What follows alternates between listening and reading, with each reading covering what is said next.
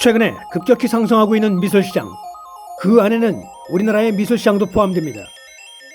NFT 블록체인과 같은 새로운 기술과 사업 모델이 등장하며 연일 뉴스의 화제거리가 되고 있습니다. 과연 NFT 미술은 어떤 장점과 특징을 가지고 있을까요?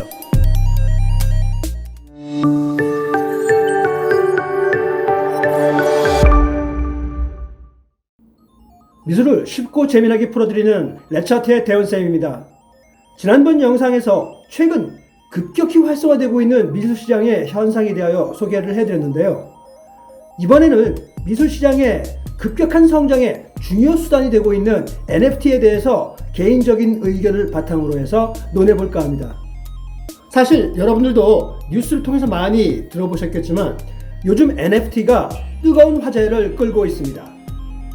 왜 NFT가 미술시장에서 중요한 영향을 끼치는 수단이 되고 있는 걸까요? 그리고 NFT가 안전하게 정착을 할 수 있을까요?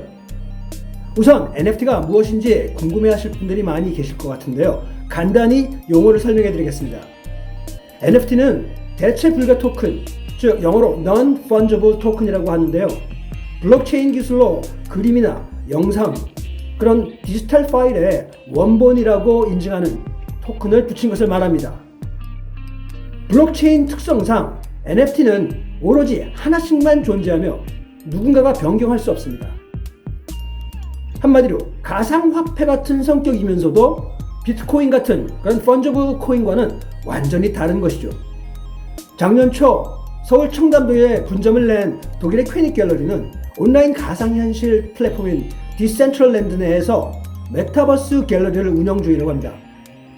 여러분, 여기서 메타버스라는 것은 아마 잘 아실 겁니다. 요즘 워낙 핫한 이슈가 되고 여기저기서 정치인들은 물론 학생들, 학교, 그리고 기업들에서까지도 이 메타버스, 가상 공간을 활용하는 이런 기술에 의해서 굉장히 활성화되어 가고 있습니다. 역시 미술 시장에서도 이렇게 가상현실, 즉 메타버스를 활용해서 실제로 작품들을 전시를 보고 그 작품을 확인을 하고 정보까지 얻어가면서 거기서 직접 구매를 하거나 예매를 할 수 있는 그런 시설까지 지금 되어 가고 있다고 합니다. 디센트럴랜드는 이더리움 블록체인 위에 구현된 어떤 가상세계로 이용자는 디센트럴랜드 내 가상자산, 즉 가상화폐인 마나를 통해서 디센트럴랜드 내부에 토지를 매입하고 건물을 세울 수 있으며 옷과 신발을 사고 미술 작품 또한 사고 팔 수 있습니다. 디센트럴랜드 안에서는 거래되는 어떤 그런 토지 그리고 물건들은 모두 고유한 인증값을 지닌 대체 불가능 토큰으로 저마다의 가치를 지니고 있는데요. 이곳에서 퀘닉 갤러리는 세계의 오프라인 갤러리에 이은 네 번째 분점을 운영하면서 오프라인 세계에서는 없는 그런 작품들을 전시장에 공개하기도 합니다. 디센트럴랜드에서 통용되고 있는 마나코인의 가치는 최근 1년 사이에 4000% 넘게 가치가 상승했다고 합니다. 퀘닉 갤러리 관계자는 디센트럴랜드의 갤러리를 오픈한 후에 이용자들이 전시장에 작품을 보러 오고 구매를 하는 등 실제 매출이 발생을 했다고 합니다. 이렇듯 전 세계적으로 급속히 NFT의 확장을 막을 수는 없을 것 같습니다. 최근의 소식에서도 보면 당장 다오라는 블록체인 가상화폐 모임이 간송미술관 소유의 어떤 국보급 불상을 경매에서 25억의 낙찰을 받았다고 하는데요. 물론 51%의 소유 지분을 간송미술관 측에 기부하는 방식으로 소유를 하게 되었습니다. 결국 국보급, 나라에서 관리할 수 있는 국보급 보물, 그런 작품들도 이런 가상 공간에서 NFT로 거래가 된다는 겁니다. 또 다른 뉴스로 NFT의 제왕, 비플입니다. 작년 3월 11일 크리스티 뉴욕 경매에서 모든 날들 첫 5,000일이 6,930만 달러에 팔리면서 미술계는 충격에 빠졌습니다. 우리나라 돈으로 828억 원 정도 되죠. 족보도 없는 작가가 벼랑간 진기록을 쓴 겁니다. 여러분도 아시겠지만 비플은 전문 미술 교육을 받은 화가가 아닙니다. 그는 공대 출신 웹 디자이너였는데요.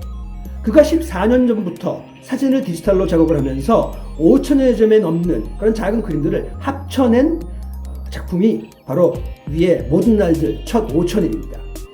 한마디로 그는 지난 14년간 디지털 기술이 만들어낸 여러 가지 문제점을 자신의 삶을 통한 생각을 표현한 것이라고 하는데요. 이런 작품 의도나 또는 스토리텔링이 고객들에게 큰 호응을 준 것으로 보입니다. 기성 미술은 진품이 지닌 어떤 그런 아우라에서 가치가 나온다면 이미지, 파일, 동영상으로 제작된 NFT 작품과 복제품은 완전하게 동일합니다. 전자가 복제할 수 없는 데서 가치가 생긴다면 후자는 많이 복제되고 유명해질수록 가치가 올라갑니다. NFT의 가격을 높여주는 가장 중요한 요소는 창작자의 명성과 작품의 스토리입니다. 2021년 급부상한 메타버스와 NFT는 미술 시장에 엄청난 영향을 미쳤습니다. 오프라인에만 존재하고 소장할 수 있었다고 믿었던 작품들이 온라인에 등장하면서 새로운 가치를 부여받고 이를 소장하고 투자에 나서겠다는 이들이 늘고 있는 건데요. 이러한 투자자들의 증가 원인에는 물론 코로나19 영향이 직접적이라고 합니다. 전 세계에 자금이 증가하면서 새로운 투자처로 NFT가 주목받기 시작했던 겁니다. 다양한 예술작품과 수집품을 블록체인상에서 나타나는 디지털 파일인 NFT로 만들어 거래하는 사례가 늘고 있는데요. 초기 픽셀아트 외에 실제 작품을 NFT화해서 나눠 판매하는 조각 투자도 새로운 미술 투자의 방법으로 등장을 했답니다. 즉, 한 장의 작품을 1000개, 2000개로 나누어서 그 조각을 만들고 그 조각을 사람들마다 각자 고유의 어떤 코드로 자기가 투자하고 소유할 수 있는 그런 방식이라는 거죠. 미국의 NFT 벤처 업체 파티클은 지난해 5월 경매에 나온 얼굴 없는 화가 뱅크시의 2005년작 Love is in the Air를 1290만 달러에 구매한 뒤 12월 초 1만 조각으로 나눠서 한 조각당 1500달러에 판매를 했습니다. 국내에서도 열매 컴퍼니 그리고 테사 같은 회사들이 미술품 분할 소유권 플랫폼을 운영 중이라고 합니다. 미국 가상자산 데이터 분석 기관인 메사리의 2022년 가상자산 업계 전망 보고서에 따르면 2021년 전 세계 NFT 아트의 시가총액은 140억 달러 규모로 전 세계 아날로그 미술품 시가총액 약 1조 7천억 달러 규모의 1% 수준인 것으로 나타났다고 합니다. 하지만 메사리는 보고서를 통해서 향후 10년간 NFT 아트의 시가총액이 100배 이상 성장할 것이라고 전망을 했습니다. 그렇다면 과연 NFT와 기존의 미술품 거래는 어떻게 다른 걸까요? 그리고 장단점은 무엇일까요? NFT와 기성 미술품의 거래는 큰 차이가 있습니다. NFT는 현금 대신 이더리움, 클레이튼 등 변동성이 굉장히 큰 그런 가상화폐로 거래가 됩니다. 갤러리와 경매, 아트페어를 통하는 대신 오픈시 등의 NFT 거래소가 이용되는 점도 다르고요. 수수료도 상대적으로 저렴합니다. 가장 큰 차이점은 미술의 가치를 평가하고 시장 가격을 형성하는 갤러리스트나 큐레이터, 비평가의 존재 유무입니다. 실물 미술은 미술사적으로 중요성과 함께 보관 상태, 진품 여부도 매우 중요한 요소가 됩니다.